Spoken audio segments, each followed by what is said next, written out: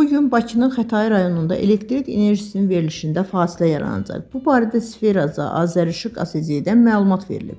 Bildirilib ki, Xətai rayon Enerji Təchizatı və Satışı İdarəsinin ərazisində 10 kV-lıq kabel xəttində əsaslı təmir bərpa işləri aparıldığına görə mayın 5-də elektrik xətləri sifarişi əsasən açılacaq.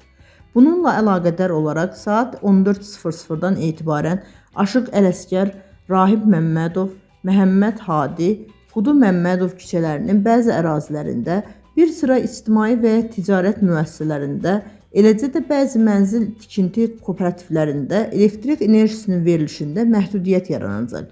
Təmir bərpa işləri başa çatdıqdan sonra sözü gedən ərazilər daha keyfiyyətli elektrik enerjisi ilə təmin olunacaq.